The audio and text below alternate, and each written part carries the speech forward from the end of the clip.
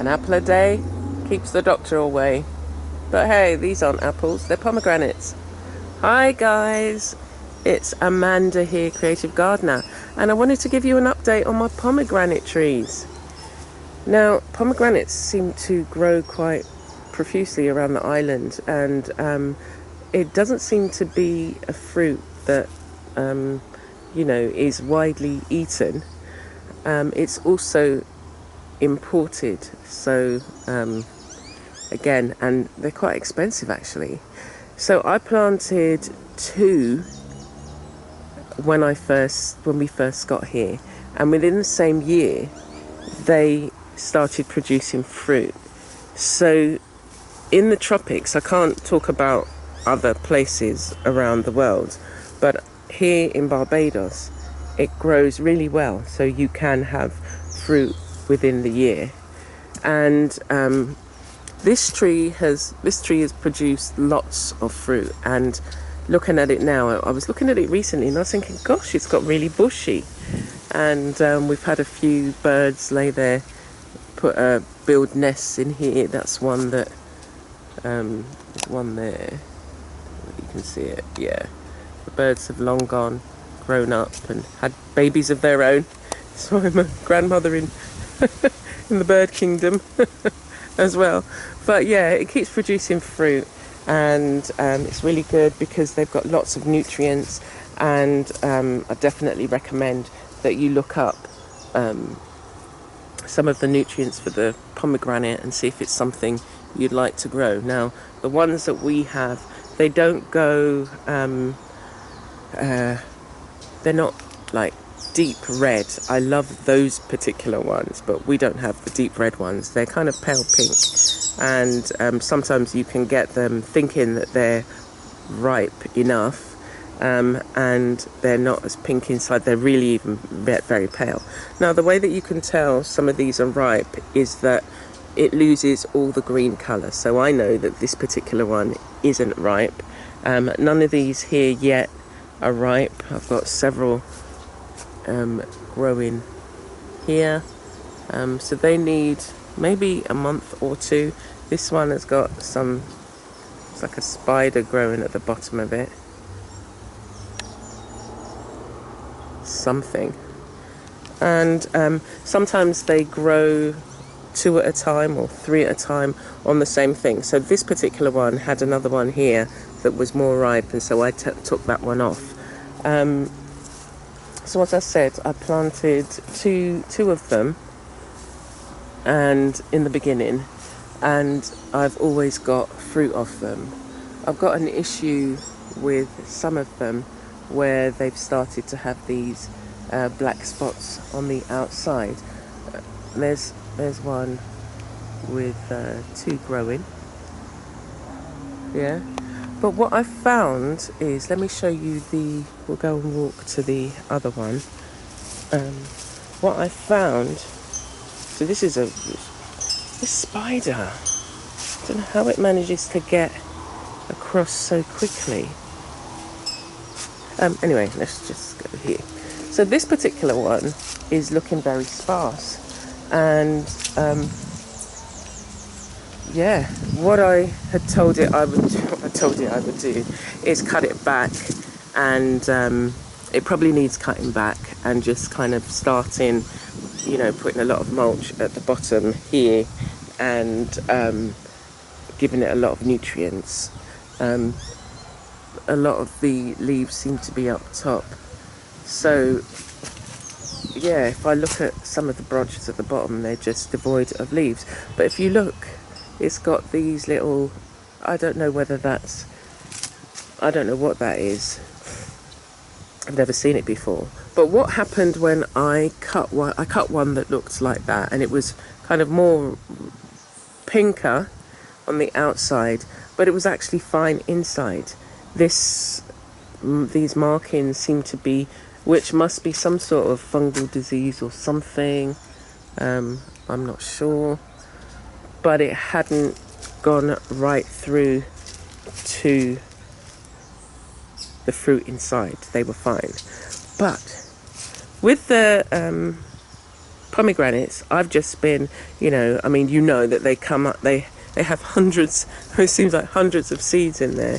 And so, and it's, they're surrounded by a little flesh. So you've got a little seed about half a centimetre big, and then you've got a little bit of flesh, and you've got hundreds of seeds like that, and they can be a chore. Well, I'm calling it sometimes a chore, but it's not. Actually, it can be enjoyable as well. Anyway, but loads of little seeds that you can, what can you do with this? You can blend it lightly and extract the juice, or you can just pop the seeds in your mouth and kind of go as if you're chewing and then spit out the seeds, or you can eat the seeds as well, I've heard. So, roughage.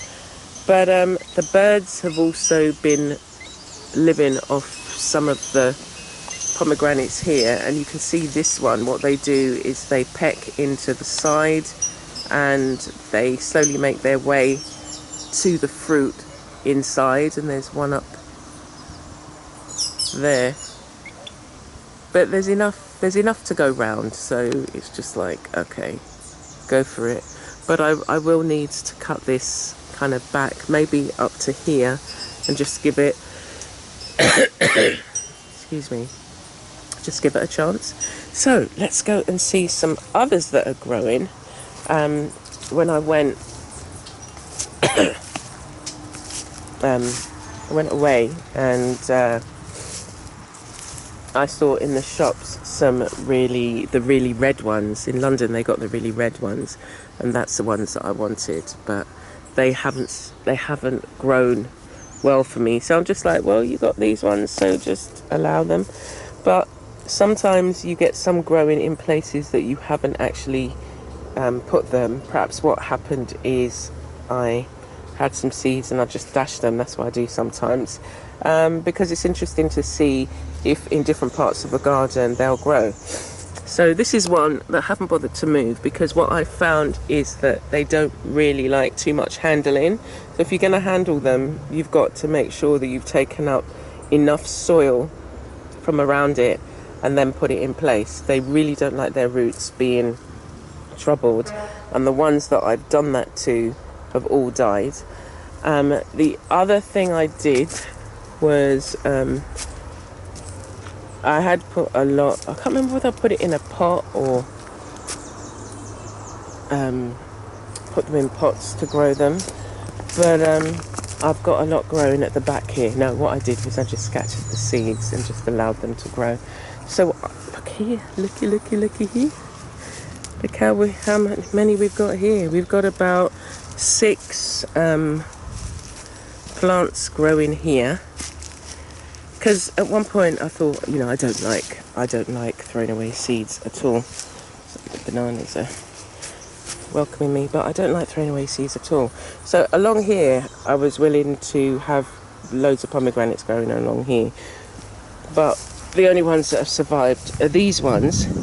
And again, they've been growing really well in the rainy season. I have seen a flower which then dropped off of one of these, and perhaps it was just too soon. But yeah, I've just allowed them to grow because pomegranates are so rich in so many vitamins. It is a great idea to have as many as you can, grow at a time.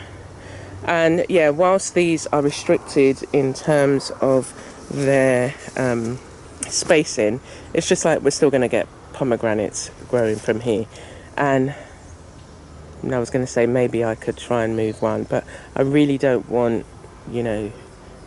them suffering. I'd rather keep them here and they grow a little bit smaller and produce fruit, because this is supposed to be a food forest, so to be able to come out, and even if it is just the pomegranates that you get, because as I say, around the island I've seen pomegranates in a few people's gardens, and they're just, they're not, it doesn't look like they're eaten at all. They just grow, fall and die. Yeah, they're not kind of eaten. So I guess I'm generalising if I say it's not really widely eaten on the island, because there are people who eat. I know friends who they'll eat it, whether it's totally ripe or green. Again, because of the nutrients that you get. There's antioxidants in there, loads of vitamins, and so it's well worth having. If you can grow this, again, if you've got the space, try growing it in a pot if you haven't got the space. But it does, tropical environment, and I think a Mediterranean, because the ones I see in England, the ones that get really red, oh my gosh, if you see inside, it's so deep red, it's beautiful. So they're, grown in Europe. So again, they're not too bad about the climate. Again, you'd have to check. But yeah, this is my pomegranates. And it looks like something's going on in there. I'm not sure what's going on. But I hope you decide to grow. And yeah, I look forward to seeing how you get on. Thank you for joining me, and I will see you soon.